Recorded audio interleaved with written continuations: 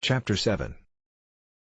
The author's love of his country. He makes a proposal of much advantage to the king, which is rejected. The king's great ignorance in politics. The learning of that country very imperfect and confined. The laws, and military affairs, and parties in the state. Nothing but an extreme love of truth could have hindered me from concealing this part of my story. It was in vain to discover my resentments, which were always turned into ridicule, and I was forced to rest with patience, while my noble and beloved country was so injuriously treated. I am as heartily sorry as any of my readers can possibly be, that such an occasion was given, but this prince happened to be so curious and inquisitive upon every particular, that it could not consist either with gratitude or good manners, to refuse giving him what satisfaction I was able. Yet thus much I may be allowed to say in my own vindication, that I artfully eluded many of his questions, and gave to every point a more favorable turn, by many degrees, than the strictness of truth would allow. For I have always borne that laudable partiality to my own country, which Dionysius Halicarnassensis, with so much justice, recommends to an historian. I would hide the frailties and deformities of my political mother, and place her virtues and beauties in the most advantageous light. This was my sincere endeavor in those many discourses I had with that monarch, although it unfortunately failed of success. But great allowances should be given to a king, who lives wholly secluded from the rest of the world, and must therefore be altogether unacquainted with the manners and customs that most prevail in other nations, the want of which knowledge will ever produce many prejudices, and a certain narrowness of thinking, from which we, in the politer countries of Europe, are wholly exempted. And it would be hard indeed, if so remote a prince's notions of virtue and vice were to be offered as a standard for all mankind.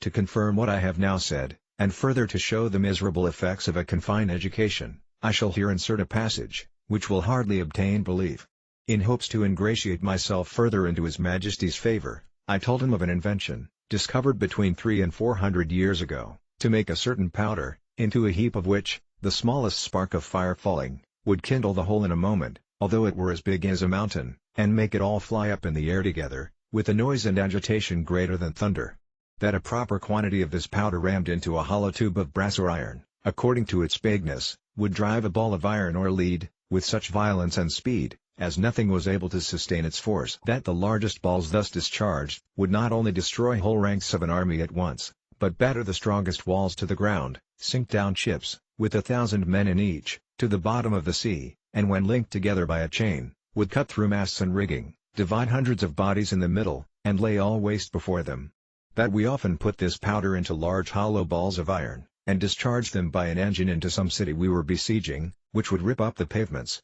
tear the houses to pieces, burst and throw splinters on every side, dashing out the brains of all who came near. That I knew the ingredients very well, which were cheap and common, I understood the manner of compounding them, and could direct his workmen how to make those tubes, of a size proportionable to all other things in His Majesty's kingdom, and the largest need not be above 100 feet long. 20 or 30 of which tubes, charged with the proper quantity of powder and balls, would batter down the walls of the strongest town in his dominions in a few hours, or destroy the whole metropolis, if ever it should pretend to dispute his absolute commands. This I humbly offered to His Majesty, as a small tribute of acknowledgment, in turn for so many marks that I had received, of his royal favor and protection.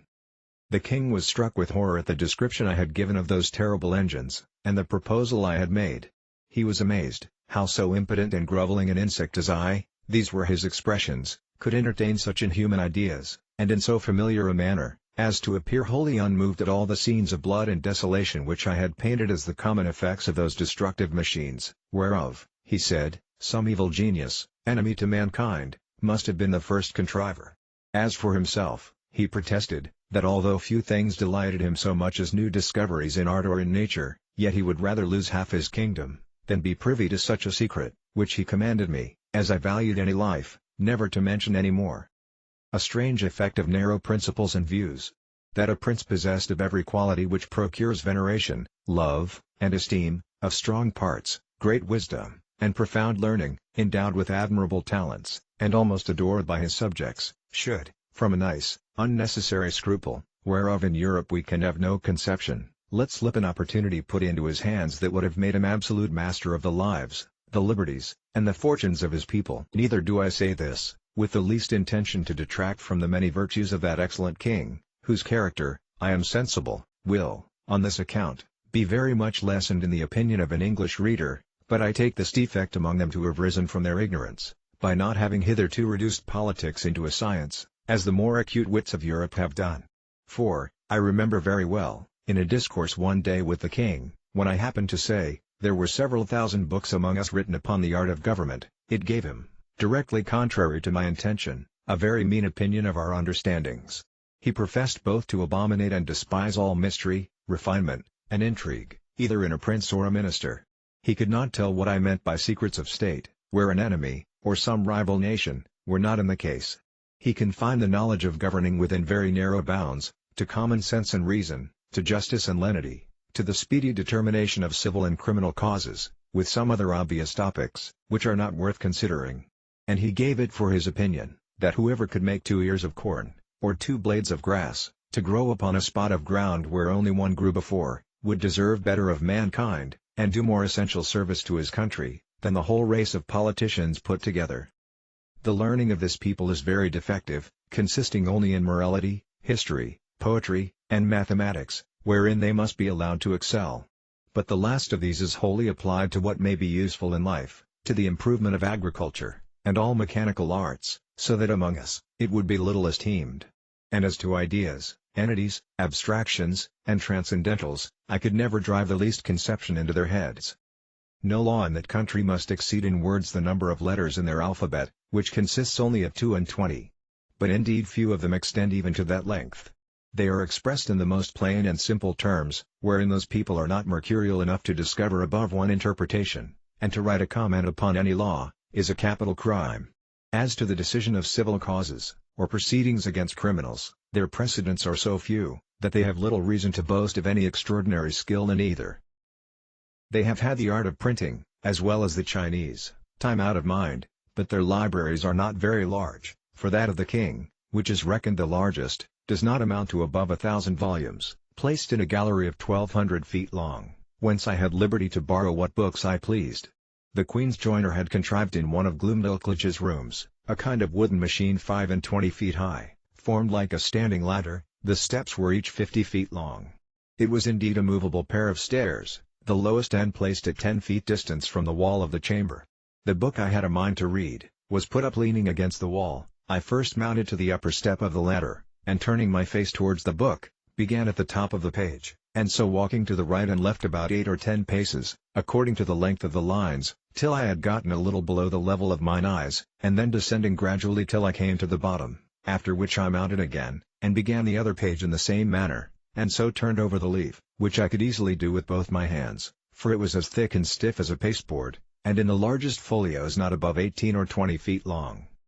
Their style is clear, masculine, and smooth, but not florid, for they avoid nothing more than multiplying unnecessary words, or using various expressions. I have perused many of their books, especially those in history and morality. Among the rest, I was much diverted with a little old treatise, which always lay in Glumdalclich's bedchamber, and belonged to her governess, a grave elderly gentlewoman, who dealt in writings of morality and devotion. The book treats of the weakness of humankind, and is in little esteem, except among the women and the vulgar. However, I was curious to see what an author of that country could say upon such a subject. This writer went through all the usual topics of European moralists, showing how diminutive, contemptible, and helpless an animal was man in his own nature, how unable to defend himself from inclemencies of the air, or the fury of wild beasts, how much he was excelled by one creature in strength, by another in speed, by a third in foresight, by a fourth in industry. He added, that nature was degenerated in these latter declining ages of the world,